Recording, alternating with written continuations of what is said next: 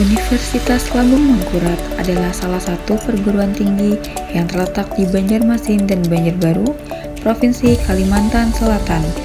Universitas negeri ini pertama kali diresmikan pada 1 November tahun 1960 dan didirikan pada 21 September tahun 1958. Universitas ini mempunyai banyak fakultas, salah satunya Fakultas Keguruan dan Ilmu Pendidikan.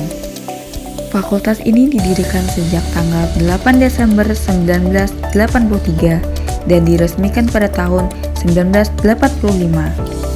Salah satu program studi fakultas ini adalah program studi pendidikan ekonomi yang memiliki akreditasi unggul serta mempunyai visi menjadi program studi yang terkemuka dengan lulusan yang berkompeten.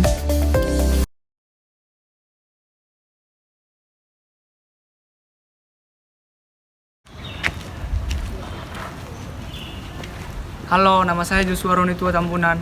Nama saya Nadila Yulandari. Nama saya Ayunita. Kami dari program studi Pendidikan Ekonomi. Dan dosen pengampu kita adalah Dr. Ananda Setiawan, MPD.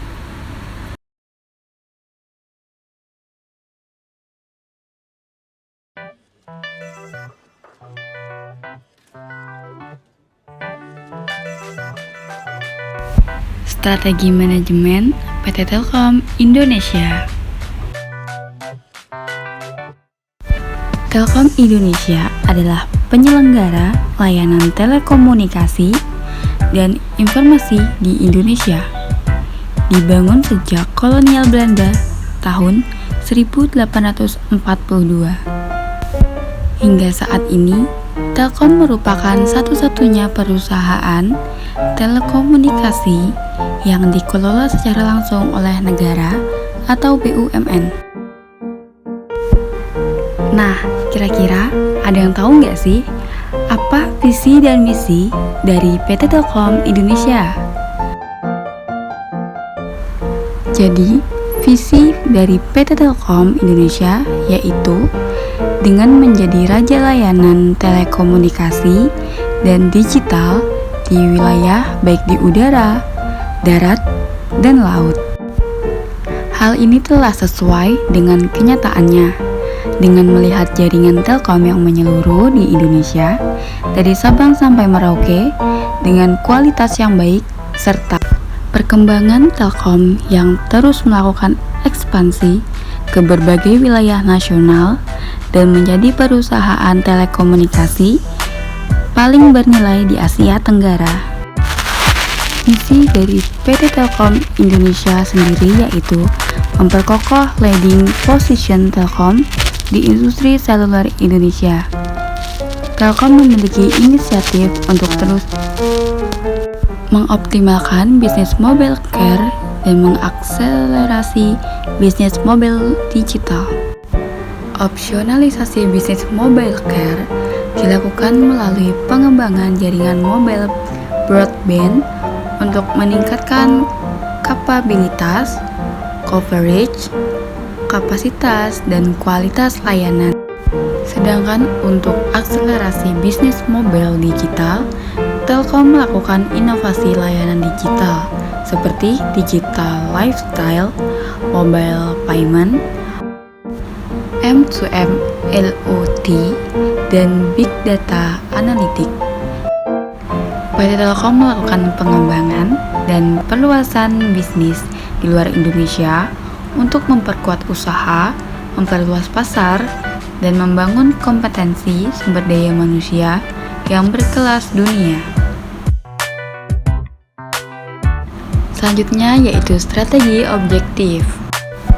Direksional strategi kompetitif di tengah perubahan lingkungan industri yang sangat menantang. Telkom Group yakin bahwa kapitalisasi pasar akan tumbuh secara signifikan. Ini dilakukan dengan cara memberikan nilai lebih kepada pelanggan melalui inovasi produk dan layanan, mendorong sinergi serta membangun ekosistem digital yang kuat di pasar. Portofolio strategi. Telkom Group berfokus pada portofolio digital, time, atau telecommunication, information, media, entertainment, and service. Melalui penyediaan layanan yang nyaman dan konvergen sehingga memberikan nilai yang tinggi kepada pelanggan. Selanjutnya yaitu parenting strategy. Untuk mendukung pertumbuhan bisnis secara efektif, Telkom Group menerapkan pendekatan strategik Cornwall untuk menyelaraskan unit bisnis untuk unit fungsional dan anak perusahaan agar proses dapat berjalan lebih terarah, bersinergi, dan efektif. Strategi manajemen PT Telkom Indonesia yang pertama adalah manajemen teknologi informasi, pemanfaatan teknologi informasi untuk mendukung operasional dan pengembangan produk. Yang kedua, manajemen strategis, perencanaan jangka panjang, penetapan visi dan misi, serta pengembangan strategi untuk mencapai tujuan perusahaan. Yang ketiga, manajemen operasional, pengelolaan harian operasi bisnis termasuk infrastruktur teknologi, jaringan, dan layanan pelanggan. Yang keempat adalah manajemen sumber daya manusia atau SDM, pengelolaan SDM termasuk rekrutmen, pelatihan, dan pengembangan karyawan agar sesuai dengan kebutuhan perusahaan. Yang kelima, manajemen keuangan, pengelolaan keuangan perusahaan, perencanaan anggaran, kontrol biaya, dan investasi yang strategis. Strategi manajemen PT Telkom Indonesia selanjutnya. Yang keenam, pengelolaan pelanggan, faktor pada kepuasan pelanggan, layanan pelanggan yang efisien, dan pengembangan hubungan jangka panjang. Yang ketujuh, manajemen strategis, perencanaan jangka panjang, penetapan visi dan misi, serta pengembangan strategis untuk mencapai tujuan perusahaan. Lalu yang kedelapan, pengelolaan resiko, identifikasi, evaluasi, dan pengelolaan resiko bisnis, termasuk resiko keuangan, operasional, dan reputasi. Yang kesembilan adalah pemasaran dan branding, strategi pemasaran yang efektif untuk memperluas pangsa pasar dan membangun citra merek yang kuat. Lalu yang ke-10 atau yang terakhir, inovasi dan riset, mendorong inovasi dalam layanan dan teknologi untuk tetap bersaing di pasar yang terus berubah. Strategi yang dilakukan perusahaan Telkom sekarang, yang pertama, strategi Fixed and Mobile Convergency atau VMC, di mana Telkom terus memperkuat penetrasi pasar, efisiensi biaya, dan keunggulan operasi, seiring dengan upaya dalam meningkatkan pengalaman terbaik pelanggan.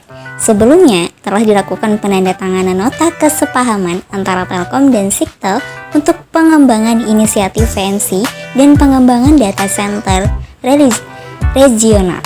Selain itu, juga dilakukan komunikasi intensif dengan stakeholder dan penyiapan tim transformasi di lingkungan internal.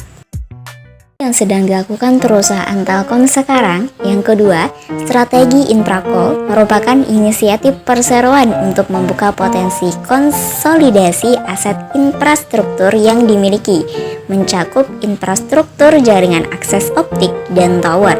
Setelah diawali dengan IPO Mitratel pada tahun lalu dan langkah akuisisi aset tower diselesaikan, Mitratel menjadi perusahaan tower terbesar dan pemimpin di pasar Asia Tenggara dengan kepemilikan lebih dari 35.000 tower.